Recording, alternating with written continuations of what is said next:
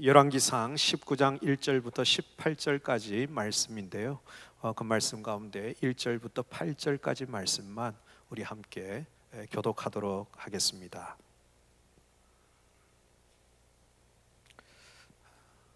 제가 먼저 읽겠습니다.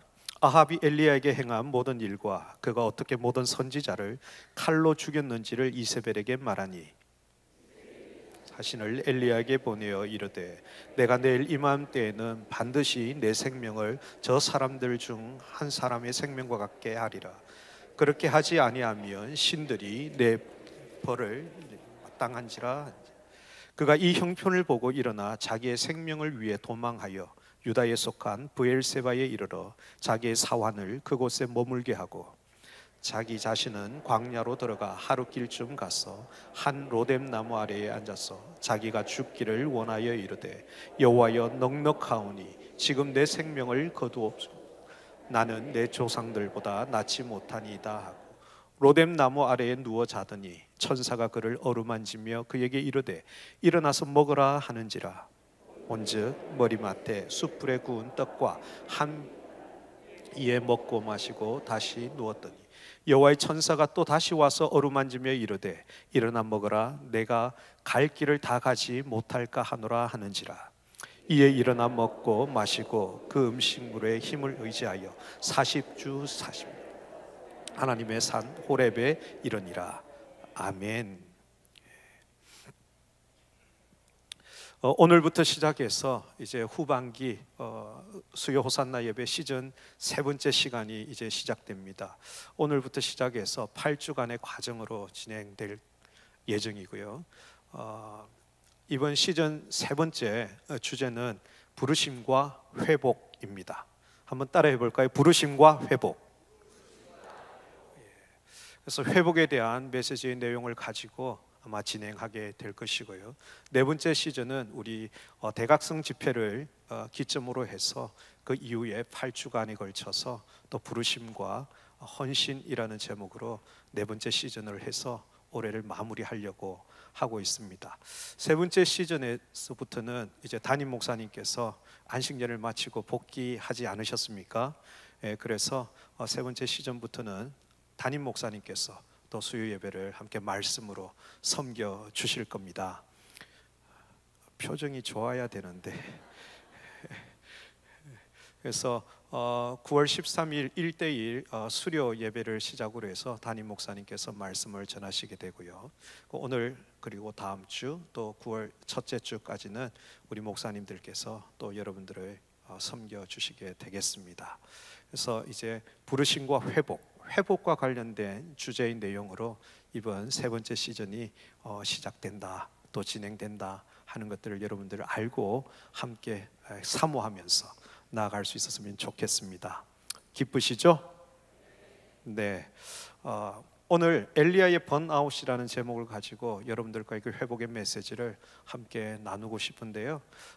일반적으로 번아웃이라고 하면 어떤 것인가 하는 거 우리가 평소에 많이 사용하고 있기 때문에 잘 아실 것이라 생각됩니다. 번아웃이라는 건요, 인터넷을 뒤져보면 많이 나와요.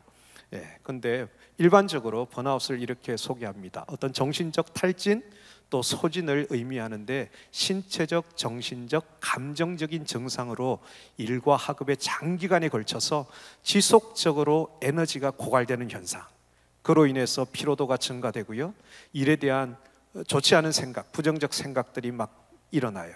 그래서 능력도 감소되어지고요, 또 정신적으로 귀찮은 거예요. 거리가 멀어지는 이런 일들이 일어나는 것, 발생하는 이런 것을 가리켜서 번아웃이라고 한다라고 해요. 옆 사람 한번 볼까요? 충만해 보입니까? 아니면 좀 번아웃 상태인 것 같습니까? 눈 밑에 다크서클이 막 찌들어서 이렇게 있는지. 이것을 좀 더 의학적이나 학문적으로는 번아웃을 번아웃 증후군이라고 합니다. 번아웃 신드롬이라고 하는데요. 이것을 좀 정의한다면 비슷한 내용이에요. 근데 이렇습니다. 한자로는 소진한다, 소진이라는 단어를 써요. 그런데 어떤 직무를 맡은 도중에 극심한 육체적인 어떤 또 정신적인 피로를 느끼고 직무에서 오는 그 열정이 사라지는 거예요. 일에 대한 성취감도 만족되지 않고요. 그래서 그런 것을 잃어버려요. 이거 해서 뭐 하겠나? 뭐 해도 다 소용없다, 헛되다, 이런 생각들이 그냥 찾아오는 거예요. 그래서 성취감이 사라져요. 그래서 그런 것들을 통칭적으로 얘기하는데 어떤 정신적 탈진 현상이다, 이렇게들 얘기를 합니다. 주변에 혹시 이런 번아웃에 빠진 분들이 계신지 모르겠어요. 혹시 오늘 이 예배 가운데 나왔지만 마치 이런 마음으로, 이런 상태로 정말 무엇이라도 하나 붙들고 싶고 소망이라도 얻고 싶고 정말 이 예배가 아니면 아무 소망이 없을 것 같은 그런 마음으로 오신 분들이 혹시 이 자리에 계실지도 모르겠어요. 겉으로는 멋지게 꾸몄고요, 잘 입었고요, 그냥 나이스한 얼굴의 모습을 가지고 있지만 그냥 속은 그냥 괴롭고 말하지 못하고 또 내가 이걸 얘기함으로써 사람들이 나를 기피하고 멀리할까 봐 두려워서 얘기도 못하는 그런 마음으로 혹시 나와 계신 분들이 계신지도 모르겠어요. 제가 서울에서 사역을 할 때 회복사역본부에서 온누리교회 사역을 했거든요. 근데 금요일 저녁마다 회복 예배라는 예배가 서빙고 본당에서 진행이 돼요. 근데 그곳에 많은 분들이 오시는데 보면 우리가 오면 우리는 여기 모범생들이시잖아요. 여기 그 비싼 자리, 로얄석, VIP석 계신 분들, 대부분은 기본적으로 이렇게 오고요, 잘 설교자와 소통할 수 있는 자리에 주로 앉는데 이 회복사역의 예배에 오시는 많은 분들이 제일 먼저 자리 잡는 곳이 어디냐면 일단 기둥 옆이에요. 그래서 기둥 옆쪽 이런데 뭔가 자기를 조금 가릴 수 있을 만한 이런 곳으로 주로 많이 가세요. 그리고 자기 얼굴을 잘 드러내지 않으려고 모자를 깊이 막 눌렀어요. 막 그렇게 오고요. 그리고 어쨌든 눈을 잘 마주치지 않으려고 열심히 휴대폰을 봐요. 그래서 어떤 때는 그런 생각이 드는 거죠. 왜 왔을까? 왜 왔을까? 이런 생각이 들어요. 그러려면 그냥 차라리 집에 있어 큰 화면 보지 왜 굳이 여기 와서? 근데요, 그렇게 하고 있는 속에 흐르는 눈물이 보여요. 그냥 숨어 있는 것 같고 아무것도 안 하고 그냥 휴대폰을 보고 만지작거리면서 들려지는 말씀에는 아무 관심이 없는 듯 있는데도 눈물이 흐르고 있어요. 그리고 그것을 감추려고 열심히 그 눈물을 닦아내요. 얼마나 힘들면, 얼마나 어려우면 그렇게 해서라도 회복을 받고 싶은 마음 오는데 그것을 노출시키고 싶진 않은 거예요. 제가 영국에서 훈련을 받으면서 지내다 보니까 영국 여인들의 특징이 있어요. 우리나라 여성분들은 뭐 다는 아니겠지만 대부분 일단 갑자기 집에 있다가 시장 보러 나가야 돼요, 마트에 가야 돼요. 그러면 여성들은 전체를 꾸미기보다는 뭘 하는가? 입술을 바르더라고요. 입술을 바르고 한번 하고 그렇게 하고 이제 괜찮은 데 나가요. 여기가 이제 확실히 포인트가 딱 살면 뭔가 좀 됐다는 자신감이 있으신 것 같아요. 그런데 영국 여성들은요, 입술을 바르지 않아요. 눈을 그립니다. 눈 화장을 해요. 눈 화장을 해야 화장이 된 것, 뭔가 좀 내가 예의를 갖추고 갖추어진 듯한 그래요. 근데 그래서 그 사람들은요, 감정을 너무 잘 조절해요. 하나님의 은혜가 임하고요, 그래도 울지 않으려고 애씁니다. 왜요? 마스카라에서 검은 물줄기가 흘러내리잖아요. 그래서 굉장히 노출되지 않으려고 노력하는 모습이 있거든요. 어쨌든 오늘 우리는 이 회복이라는 주제를 가지고 이제 8주를 우리가 함께 달려가려고 합니다. 내 안에 무엇이 회복되어야 될지 모르겠지만 내 안에 회복되어야 될 것이 있고 정말 그런 사모함이 있다면 여러분 기도하시고 수요일마다 나와서 이 자리에서 내 마음을 만져주시고 새롭게 하실 그 하나님을 믿음으로 바라보면서 회복의 은혜를 누리는 은혜가 있기를 주님의 이름으로 축복합니다. 예, 번아웃이 이런 내용이었어요. 근데 오늘 본문에 보니까 그런 번아웃 때는 선지자가 있어요. 그 사람이 다름 아니라 엘리야입니다. 엘리야 선지자예요. 여러분, 우리가 아는 엘리야 선지자가 이런 번아웃 상태에 빠진다? 이건 참 상상하기 어렵습니다. 오늘 우리가 8절까지 내용을 다 읽지 않았지만요, 이 사람이 어느 정도 지금 시기에 빠져 있는가? 한마디에 그냥 두려움에 빠지고요, 그리고 도망가기 시작합니다. 그리고 심지어는 이제는 사함까지 내려두고요, 스스로 숨을 곳을 찾아 광야길로 들어가는 거예요. 다 포기해버렸어요. 근데 우리가 아는 엘리야가 어떤 사람입니까? 불의 선지자 아닙니까? 그렇죠? 우리가 엘리야 하면 딱 떠오르는 산이 있어요. 어떤 산? 제가 기대했던 반응이 아닌데. 어떤 산이라고요? 갈멜산이요. 갈멜산에서 우리 그런 찬양곡도 많이 하고요. 엘리야 하면 갈멜산 사건을 우린 기억해요. 바알의 450명의 선지자들과 싸웠잖아요. 그 많은 사람들과 대결했잖아요. 그리고 하늘로부터 내리는 불을 경험했던 선지자잖아요. 전무후무한 역사를 경험하고 그때 하나님이 진짜 하나님임을 보여주면서 그 거짓된 선지자들을 기송강가에서 다 목쳐 죽였던 그 능력의 종이지 않습니까? 그런 위대한 선지자가, 그가 행한 놀라운 일들이 너무나 많아요. 근데 그 선지자가 어느 날 완전히 번아웃 상태에 빠져버렸더라는 거죠. 왜 엘리야 선지자가 번아웃에 빠지게 되었는가? 오늘 우리는 그 원인을 보고요, 하나님은 어떻게 그를 회복시켜 가시는가 하는 것을 한번 살펴보고 우리가 기도하기를 원해요. 왜 엘리야 선지자가 번아웃에 빠졌는가? 그 첫 번째 이유는 피로가 너무 많이 축적되었기 때문이에요. 피로가 계속 쌓여가고 있는 거예요. 축적된 피로. 여러분, 엘리야 선지자가 지금 열왕기상 19장에서 보이는 모습, 바로 앞의 사건의 우리가 너무나 잘 아는 갈멜산에서의 사건이에요. 얼마나 열심히 그가 기도하며 싸웠는지 몰라요. 여러분, 기도하며 싸운다는 것은 정말 육신의 일을 소진시키는 일이에요. 남을 위해서 뭔가 기도를 한다는 거, 그거 정말 보통 일이 아닙니다. 우리 교회 보니까요, 화요일마다 그루트기 중보기도 모임이 있어요. 목요일 저녁에 또 중보기도 모임이 있어요. 여러분, 그 속에 지금과 같은 많은 사람이 있는가? 그렇지 않습니다. 왜요? 첫째는 기도가 어렵다라고 생각할 수도 있어요. 근데요, 그렇게 기도하는 것이 정말 에너지를 소진하는 일입니다. 여러분, 기도가 쉬운 것 같지만 절대 그렇지 않아요. 자, 옆에 분 한번 보실게요. 평소에 기도를 열심히 하는 분 같으세요? 아닌 것 같으세요? 한번 보세요. 여러분, 이 기도의 사역을 한다는 거 정말 많은 에너지를 소진하는 일이에요. 그런데 보십시오, 그 한 사역을 위해서, 그 대결을 위해서 어떤 일이 있었습니까? 나오라는 거죠. 그리고 너희들 하나님 앞에 누가 참 신인지 우리 한번 대결을 해보자는 거죠. 제안을 했어요.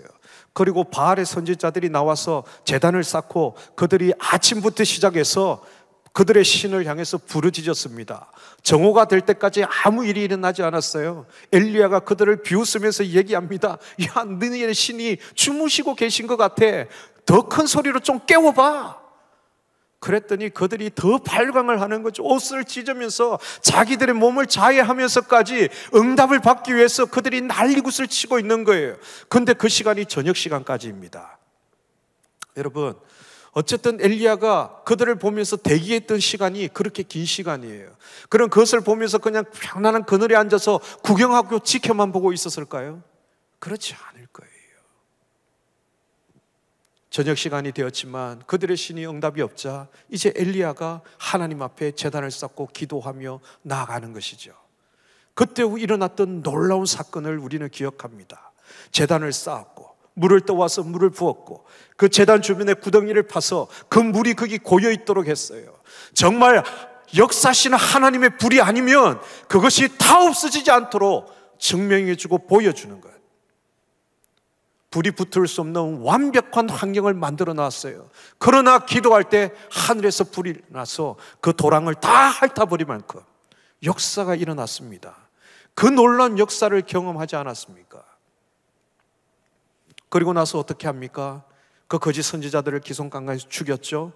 그리고 뭉게뭉게 조금씩 피어오는, 엘리야가 기도해서 3년 6개월 동안 이스라엘 땅에 비가 내리지 않았어요. 이제는 비의 소식을 기대하고 있는 거예요. 근데 멀리서 보이는 구름 한 조각을 보면서 앞으로 큰 비가 올 것이라는 것을 얘기하고 알려줍니다. 그리고 왕이 예루살렘으로 황궁하도록 만드는 거예요. 근데 엘리야가 어떻게 하고 있느냐? 왕보다 30km 앞서 달려가고 있어요. 여러분, 이것은 사람의 생각으로 알 수 없는 거예요. 중국의 무협지에 보면 축지법이라는 게 있어요. 빨리 가는 것, 그죠? 축지법을 거의 능가하는 속도로 가고 있는 거죠. 왕의 병거보다 30km를 앞서서 달려가고 있다니까요. 이 많은 에너지를 그가 소모하고 있는 거예요. 여러분, 나중에 그곳에 와서 이세벨이 얘기하니까 도망해서 거기서부터 브엘세바까지 140km를 남쪽으로 내려갑니다. 사원을 남겨놓고 다시 32km나 되는 거리를, 광야길을 들어갑니다. 여러분, 그 육신이 소진될 대로 소진되고 에너지가 다 소멸하는 거예요. 육신의 피로함은요, 육신의 피로함은 영적 공고함에 빠질 기회를 만들어요. 그래서 여러분, 육신의 피곤함이 때로는 우리는 영적으로 힘들고 번아웃 상태로 가도록도 할 수 있다는 것 아셔야 돼요. 그래서 여러분, 육신을 잘 관리해야 합니다. 지난주에 보니까 우리 윤동원 목사님께서는 열심히 수영을 하시더라고요. 교역자들에게 그런 취미생활 운동하는 것들이 있어야 됩니다. 우리 담임 목사님께서 안식년을 보내시고 돌아오셨습니다. 이런 쉼의 시간이 필요합니다. 또 우리 호산나 교회는 보니까 7년간 사역한 교역자들에게 2개월의 안식월의 시간을 또 허락하고 있습니다. 여러분, 그런 쉼의 시간이 꼭 필요한 거예요. 제가 2006년도에 부산 고신대 병원에서 심장 문제로 입원을 했었어요. 제가 사역을 좀 열심히 한 정도가 아니라 진짜 열심히 했거든요. 그러다가 가끔씩 한 번씩 무리가 와서 쓰러진 적이 있었어요. 근데 그 해는 우리 전체 경배와 찬양 스태프들과 함께 1월 2일 첫 이제 모임을 가지면서 식사를 하다가, 식사하는 도중에 제가 의식을 잃고 그대로 쓰러져 버렸어요.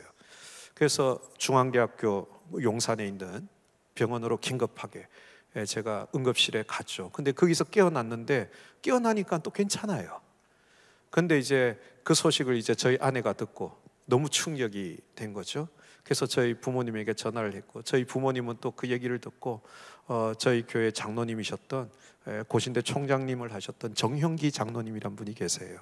지금 부산 세계로 병원에 계신데, 정형기 장로님한테 연락을 한 거예요. 그랬더니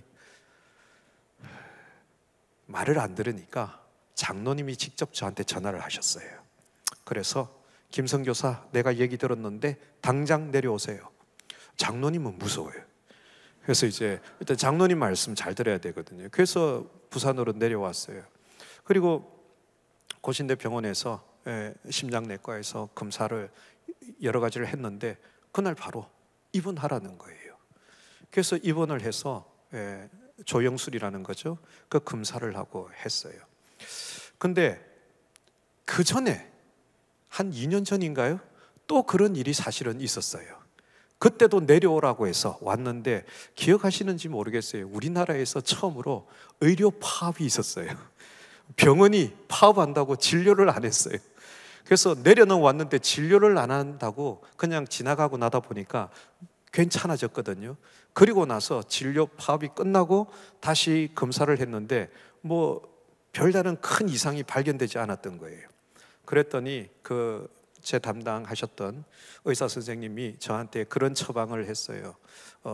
너무 스트레스 받지 마시고, 무리하지 마시고, 이런 얘기를 하는데, 그거는 우리끼리 얘기하다 보면 다 하는 얘기잖아요. 그래서 저는 괜찮구나 생각했는데 진료를 마치고 나왔는데 우리 정영기 장로님께서 그래 차 선생님이 뭐라고 하시대요. 그래서 제가 아이고 뭐 평소에 사람들이 하는 얘기 그냥 하셨어요. 그냥 무리하지 말고 또 스트레스 받지 말고 너무 그렇게 하지 마라 뭐 이런 얘기 들었다고. 그랬더니 갑자기 정색을 하시면서 저한테 아주 심하게 뭐라고 하셨어요. 뭐라고 하신 줄 아세요? 김성교사! 미안합니다. 제가 지금부터 큰 소리가 계속 나올 수 있으니까 마음의 준비를 하시고 김성교사! 했더니 사람들이 하는 말은 그냥 말이에요. 그러나 의사가 쉬라고 하는 것은 처방입니다.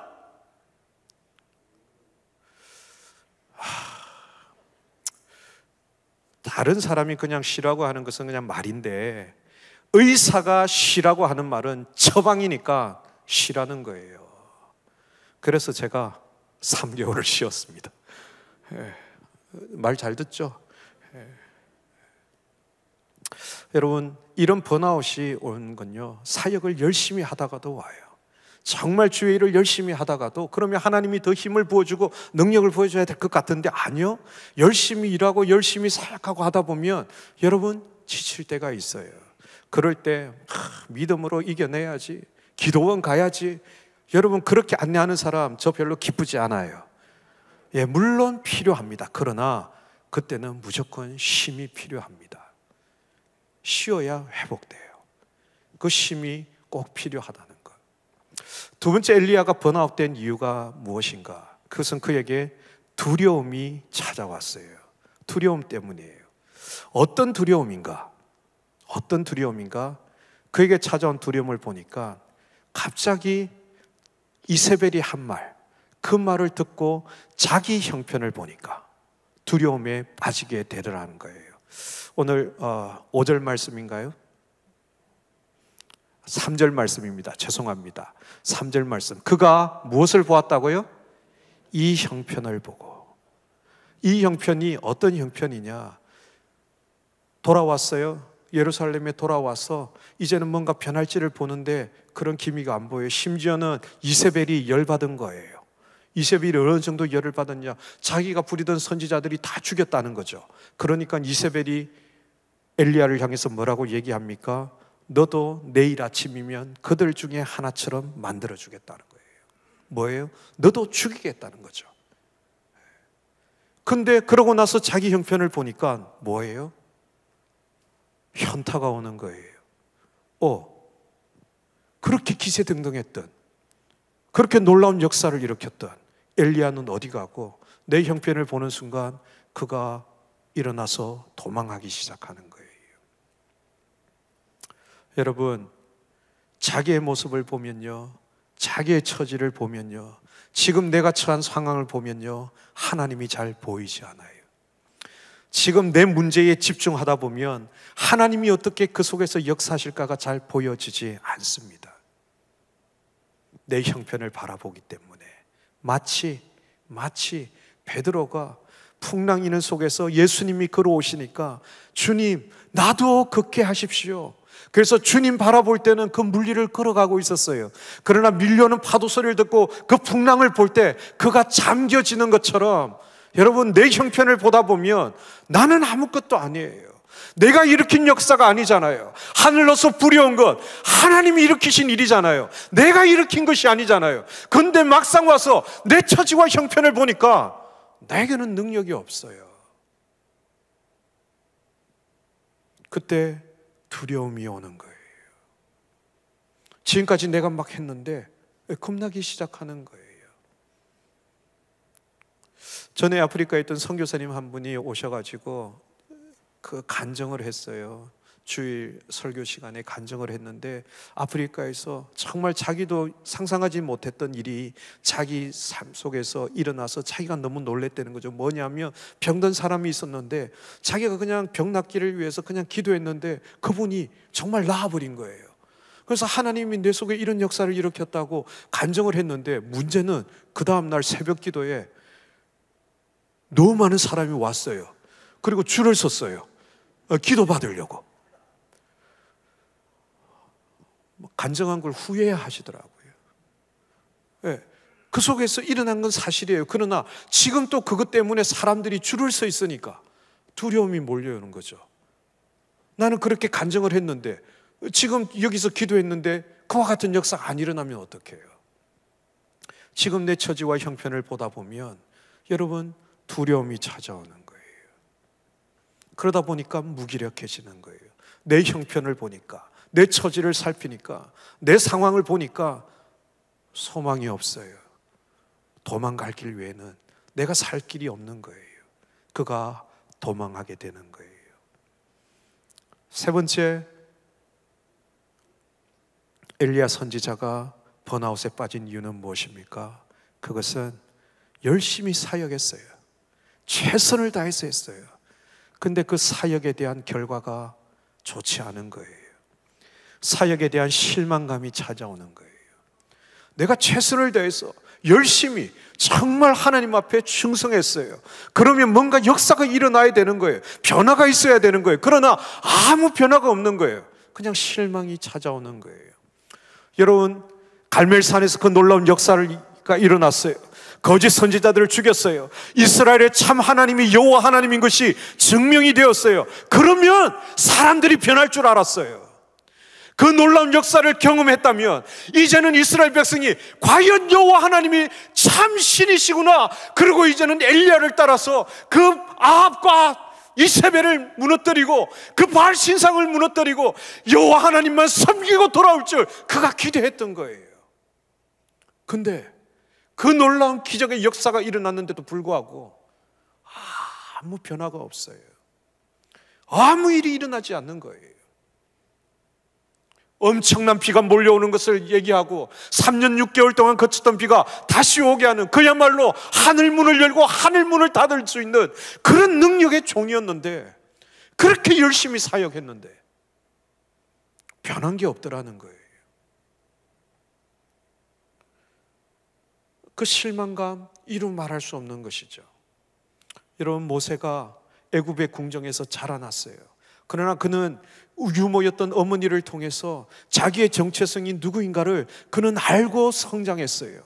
근데 어느 날 보니까 애굽 사람들이 자기 백성들, 히브리 사람들을 탄압하고 있더라는 거예요. 그래서 그가 가서 혈기를 부렸죠. 그 애굽 사람들을 죽여버렸어요. 근데 돌아왔던 건 뭐예요? 그 다음에 또 히브리 사람들이 싸우는 걸 보고 가니까, 야, 전에는 애굽 사람 죽이더니 이번에는 우리 죽이러 왔느냐 그러더라는 거예요. 적어도 자기가 그 애굽 사람들을 죽였을 때 모세 안에 있는 기대감은 뭐예요? 야, 저 왕자가 우리 편이었구나. 저 왕자를 따르면 되겠구나. 저 왕자가 우리 곁에서 지켜주고 있구나. 아군이 있었구나. 자기가 그 일을 통해서 히브리 민족으로부터 인정받고 그 사람들의 지도자로 그가 인정받을 수 있는 그런 마음, 나를 좀 알아줬으면 하는 그런 마음이 있었던 거예요. 근데 오히려 돌아온 것은 아니었거든요. 그 실망과 좌절함 속에 어떡합니까? 도망자가 되는 거예요. 지금 엘리야는 기대가 있는 거예요. 그 놀라운 기적을 일으켰기 때문에, 하나님 살아계심을 보여줬기 때문에 이제 돌아오면 이 백성들이 돌이켜 하나님 앞에 나오겠구나 기대했는데 아무런 일이 일어나지 않아요. 그 백성들은 변하지 않아요. 여전히 아합과 이세벨은 권력자예요. 기세등등해서 오히려 너를 죽여버리겠다 얘기하고 있는 거예요. 여러분, 우리 많은 교육자들이, 또 많은 우리 순장님들, 많은 주의 종들이 하나님의 몸된 교회를 섬기고 있어요. 열심히 사역해요. 열심히.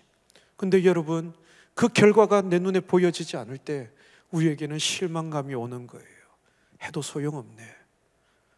그러다가 배신 한번 당해보세요. 그러면 그냥 파산하는 거예요. 제 동기 목사님 중에 울산에서 사역하시던 분은 정말 잘 사역을 하시다가 부교육자 한 사람이 정말 믿고 신뢰했는데 배신을 당했어요. 지금 현재까지 목회를 안 하세요.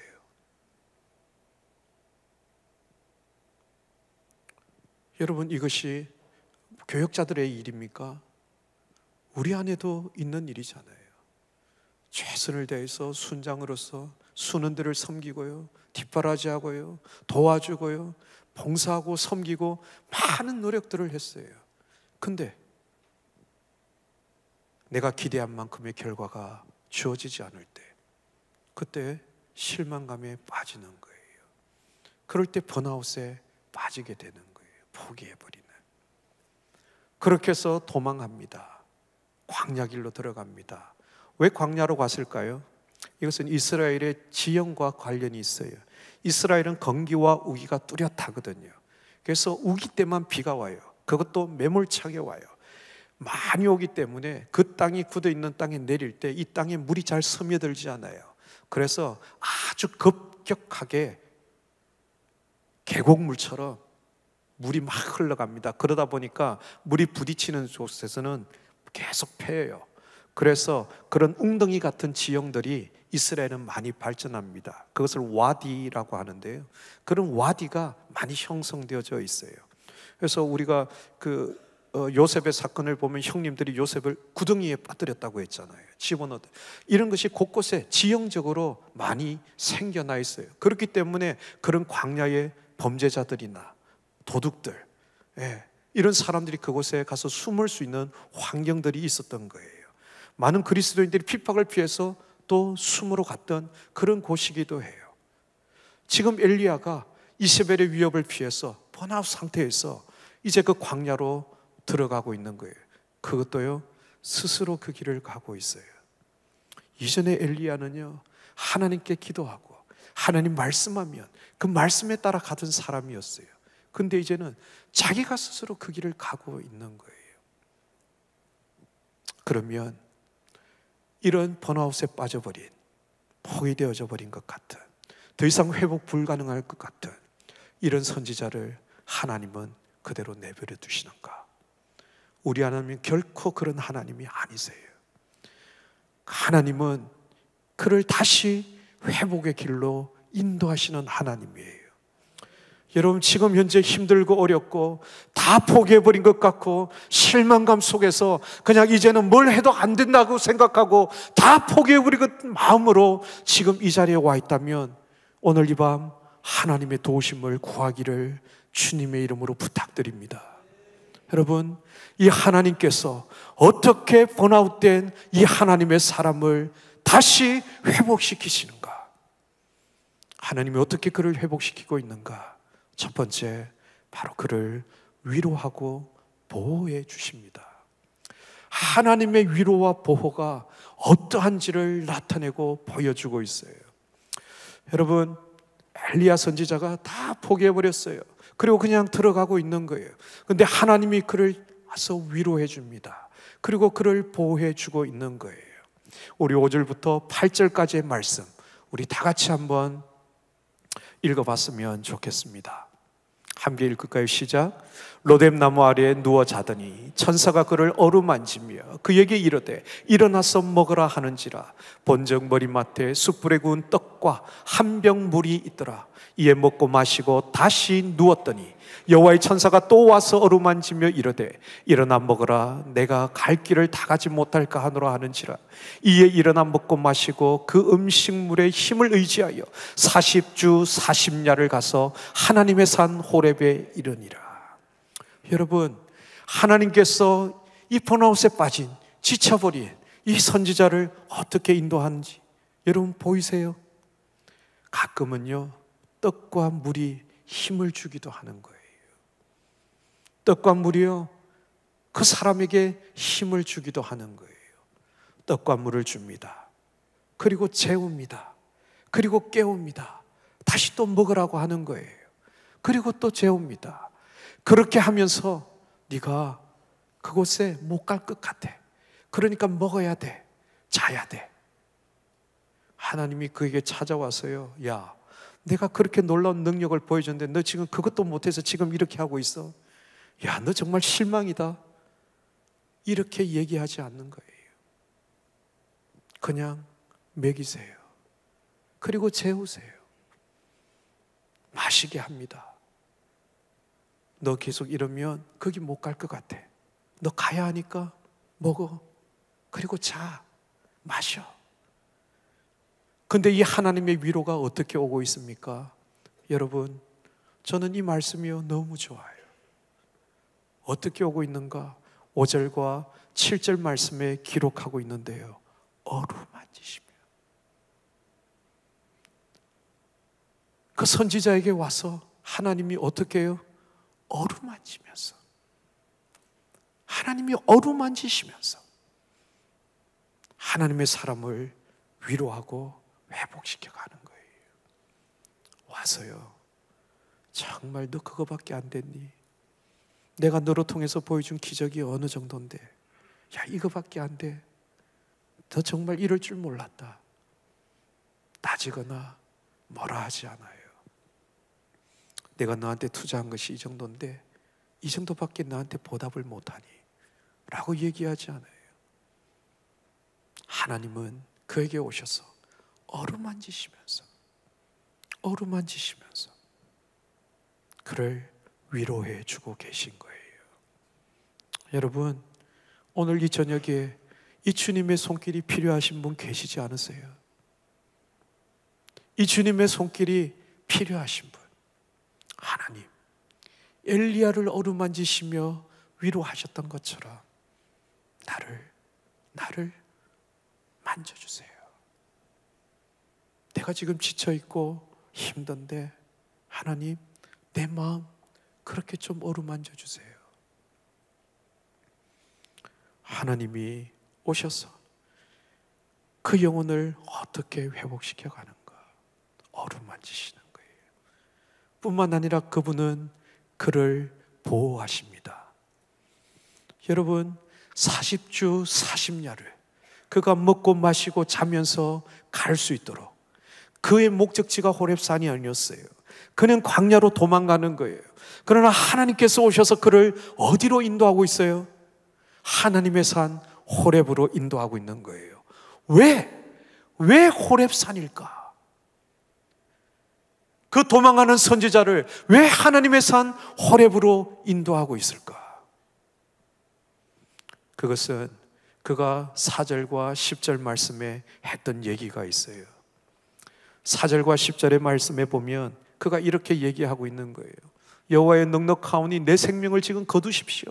나 이제 못 살겠습니다. 할 만큼 했습니다. 이 정도 하면 됐지 않습니까? 이렇게 했는데 아무 일도 안 일어나잖아요. 그러니까 이제는 살 필요가 없습니다. 그냥 내 생명 가져가세요. 그러면서 그가 하는 게 뭡니까? 나는 내 조상들보다 낫지 못하잖아요. 얘기합니다. 10절 말씀에 또 뭐라고 얘기합니까? 만군의 하나님께 여호와께 열심히 유별하다는 거예요. 누가? 내가? 내 열심이 보통 열심입니까? 이스라엘에 나 같은 열심이 있었습니까? 다 없고 이제 나밖에 안 남지 않았습니까? 내 열심이 보통 열심이 아니지 않았습니까? 그리고 이 이스라엘이 주님의 그 언약을 버리지 않았습니까? 그가 하나님 앞에 이렇게 항변하고 있는 거예요. 왜 하나님이 그를 하나님의 산 호렙으로 인도해 가고 있는가? 여러분, 호렙산이 어떤 산입니까? 출애굽기 33장 말씀에 보면 모세가 그 산에서 하나님의 부름을 받았고 그 산에서 모세가 십계명을 받았습니다. 그 호렙산에서 이스라엘 백성이 하나님과 언약을 체결했던 그 산. 나는 내 열조보다 못합니다. 이스라엘이 하나님의 언약을 버렸습니다. 그 말씀에 따라서 그를 다시 한번 그 언약의 자리에 하나님께서 세우고 계십니다. 그 언약의 자리로 인도해 가고 있는 거예요. 하나님과 언약을 맺었던 그 자리, 모세를 대면하여 만나 주셨던 그곳에 이 힘들고 지쳐버린 하나님의 사람을 인도해 가고 있는 거예요. 여러분, 출애굽기 33장 20절 이후의 말씀에 보면 이런 기록이 있어요. 모세가 그 하나님을 대면할 때에 하나님의 영광을 구합니다. 임재를 구합니다. 하나님 보기를 원합니다. 그래서 그 말을 듣고 하나님께서 응답해 주십니다. 내가 내 임재를, 내 모습을 너에게 보여주겠다는 거예요. 그러나 문제는 네가 나를 보면 죽게 될 것이라는 거예요. 그래서 하나님이 자신의 모습을 보여주지만 어떻게 하십니까? 그 영광 가운데 지나가면서 그 손으로 모세를 감쌉니다. 하나님 볼 수 없도록. 그리고 지나간 이후에 너는 나의 등만 보게 될 것이라는 거예요. 여호와 하나님을 볼 때 죄인된 거룩한 그 하나님을 볼 때 죄인된 인간이 죽을 수밖에 없으니까 하나님이 모세의 청을 들어 하나님의 임재의 영광을 보여주시지만 모세가 죽을까 봐 하나님께서 지나가시면서 그 모세를 두 손으로 감싸서 보지 못하도록 하고 보호해 주시고, 그리고 지나가면서 모세는 그 등만 보게 하는 거예요. 열왕기상 오늘 읽었던 19장 말씀 9절 말씀에 보니까 어떤 말씀이 있냐면 엘리야가 그곳 굴에 들어가 라고 기록하고 있어요. 그곳 굴. 근데 여러분, 그 굴이 어떤 굴인지 열왕기상에는 굴이 나오지 않습니다. 이 굴이 어디인가? 바로 그 굴이 어디냐? 출애굽기 33장에 모세가 하나님을 만났던 그곳, 바위 틈 안에서, 바위 틈 안에 그곳에 정관사, 히브리어로 헤라는 정관사가 있어요. 바로 그 장소, 그곳이 바로 그곳 굴입니다. 지쳐 낭망하고 쓰러지고 번아웃된, 이제는 포기해버린 그 하나님의 사람을 어디로 인도하고 있습니까? 하나님이 모세를 만나 주셨던 바로 그 바위틈, 그 굴, 그곳으로 인도해서 그곳에서 다시 한번 하나님께서 그를 만나 주시고 계신 거예요. 모세를 보호하며 자신의 영광을 보여주셨던 그곳에서 하나님이 엘리야를 세우십니다. 그 반석 위에 세우셔서 하나님의 영광을 보여주시는 거예요. 하나님 어떻게 그를 회복시킵니까? 그 어루만지신 그 위로와 그 보호함 속에 그를 인도해 가고 계신 거예요. 여러분, 여러분이 하나님을 만났던 곳이 어디입니까? 하나님 바로 그곳에서 지치고 낭망하고 쓰러져가는, 포기할 것 같은, 눈물밖에 없고 한숨밖에 없을 것 같은 내 인생을 하나님 그 바위 틈에서, 바로 그곳에서 만나주시기를 원합니다. 저는 그 장소가 바로 이 예배당 되기를 축복합니다. 내가 다른 곳에서 아니라 바로 이곳에서 엎드려 하나님 앞에 나갈 때 그 살아계신 하나님이 모세에게 지나가셨던 것처럼, 엘리야를 그 속에 세워서 다시 한번 회복시켜 주셨던 것처럼, 바로 이 자리, 이 장소가 하나님 만나는 지성소 중에 지성소 되기를 주님의 이름으로 축복합니다. 여러분, 우리는 그 일을 위하여 다음 주 개강 특별 새벽 집회로 이곳에서 다시 모입니다. 그 시간에 엘리야를 만나 주셨던 그 하나님의 은혜가 내 삶에도, 우리의 가정에도, 우리의 자녀에게도 일어나게 역사해 주시옵소서. 함께 사모하며 그 하나님 회복시키고 만난 그 놀라운 은혜를 누리기를 축복합니다. 어떻게 이 선지자를 회복시키는가? 두 번째, 하나님은 그가 지금 하고 계신 일들을 그에게 자세히 가르쳐 주십니다. 하나님의 계획을 그에게 알려주십니다. 여전히 너는 나의 동력자라는 거예요. 여전히 나는 너를 사랑하고 있다는 거예요. 그에게 알려주고 계십니다. 엘리야가 뭐라고 항변합니까? 하나님, 이스라엘의 남은 자가 나밖에 없습니다. 다 죽었고 이제 남은 자는 나밖에 없습니다. 근데 어떻게 이런 일이? 그때 하나님이 그에게 역사하셨습니다. 어마어마한 바위를 부수는 바람이 지나갔습니다. 그러나 그곳에 하나님 계시지 않았습니다.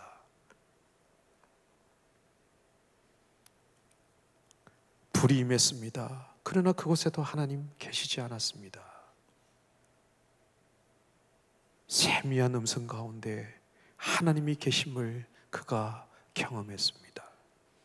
여러분, 하나님은 지금 그에게 무엇을 말씀해 주고 계십니까? 엘리야는 기대했던 거예요. 하나님이 불처럼, 바람처럼, 찬눈과 소리처럼 역사하시기를 원했던 거예요. 정말 갈멜산에 임했던 그 역사처럼 하나님이 이 백성을 뒤집어 놓기를 원했던 거예요. 그런데 하나님은 그렇게 그 백성을 변화시키기를 원하지 않는 거예요. 하나님은 말씀을 통해서, 하나님의 음성을 통해서 그 백성이 변화되기를 기대하고 있었던 거예요. 내 생각과 하나님의 생각이 달라요. 내 기대와 하나님의 기대가 다른 거예요. 엘리야는 그것을 몰랐어요. 내 생각대로 되기를 바랬던 거예요. 내 기대대로 되기를 바랬던 거예요. 그러나 하나님은 다른 계획이 있었어요. 너밖에 없다고? 아니, 하나님이 예비한 사람들이 있다는 거예요. 아사엘을 준비했고 예후를 준비했고 너를 대신할 엘리사를 준비했다는 거예요. 뿐만 아니라 바알에게 아직도 무릎 꿇지 않는 7,000인을 준비해 놓고 있다는 거예요. 너 혼자 하는 일이 아니야. 네가 하는 일이 아니야. 너밖에 없다고? 아니야. 네 생각을 버려. 너의 그 아집을 버려라고 말씀하고 있는 거예요. 네 생각, 네 계획이 아니라 내 생각, 내 계획. 하나님은 지금 내 때에 이루어지지 않더라도 하나님 때에 반드시 그 일을 이루신다는 거예요. 하나님 일하고 계심을 그에게 말씀해 주고 있습니다. 사랑하는 여러분, 어떻게 우리가 하나님 앞에서 회복될 수 있을까요? 하나님 내게 오셔야 합니다. 나를 어루만지시며 위로하시고 그 하나님의 산 호렙에서 만나 주셨던 것처럼 나를 보호하시고 지켜주시고 인도해 주셔야 합니다. 그리고 우리에게 네 고집과 네 아집, 네 생각 버리라고 하십니다. 네 생각대로 되어야 되는 것이 아니라고 얘기합니다. 오늘 이 시간 하나님 앞에 정말 내 생각들이 있다면 내려놓고 하나님께서 나를 통해서 일하실 그 일을 바라보며 내가 원했던 일이 아니더라도 하나님이 이루어 가시는 것을 보며 하나님 주시는 온전한 회복의 길로 나아가는 우리 복된 믿음의 성도들 다 되기를 주님의 이름으로 축복합니다. 우리 이 찬양의 고백을 하나님 앞에 드리며 나갑시다.